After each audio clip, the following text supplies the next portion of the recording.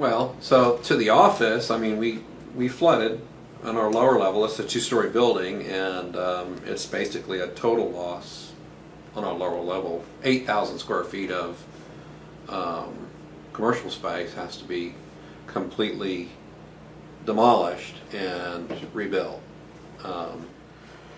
Obviously, cash flow is down because we're not getting revenue from that aspect of the building, but you know, it's more of a tasking issue at the moment. I mean, we're having to redo the business, and our systems are now remote because the folks can't work here.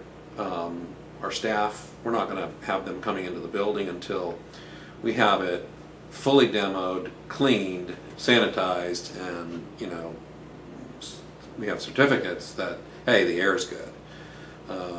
At that point, we're able to bring folks back into the building and start trying to get operations going back here again. But we haven't reached that point yet.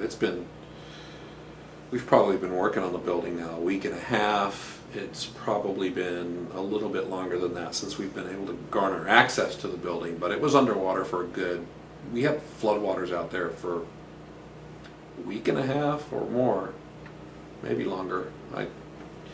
Don't make me lie. I would think it's no different than anything else. Cash is king. You know, cash, if there's cash, then whatever the needs are of whoever has a need can direct it to the immediate need.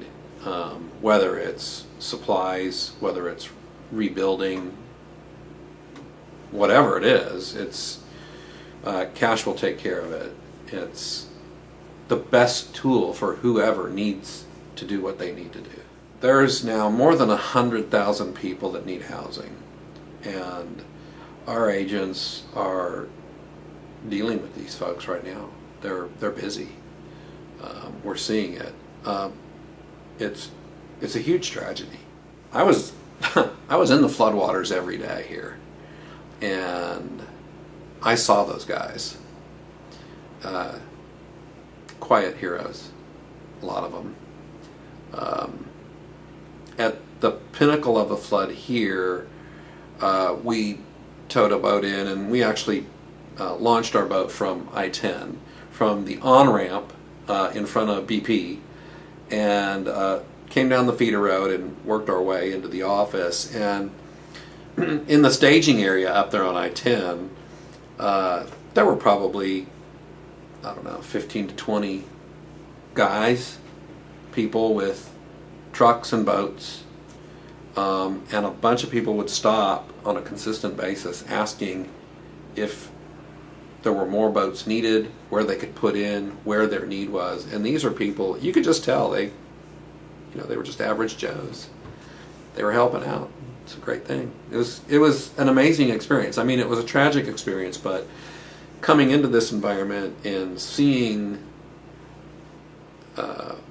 all of the people trying to help that didn't need to do that was amazing. They did. Probably a fourth of our agents took water in either their personal houses and they are displaced, or another property that they own, or something like some related property that they have they've lost, and now they're having to deal with that. And the majority of them did not have insurance because this flood was just not, it went into areas that were not flooded. Then there's areas of town where they had closings scheduled and those houses flooded.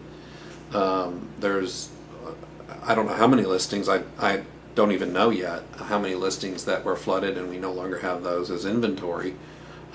In passing conversations with some of our agents, I can remember one I was just having yesterday with one of our associates. Half of his inventory flooded, the other half went pending because they're now needing houses. So there's a lot of folks in need, and it's expensive. It's very expensive to take care of this, and while people are rebuilding and taking care of the tragedy that's happened to them, it's hard to work. You're having to manage these projects, fund the projects out of your own pocket if you didn't have insurance, which again most of them didn't, and still try to work. So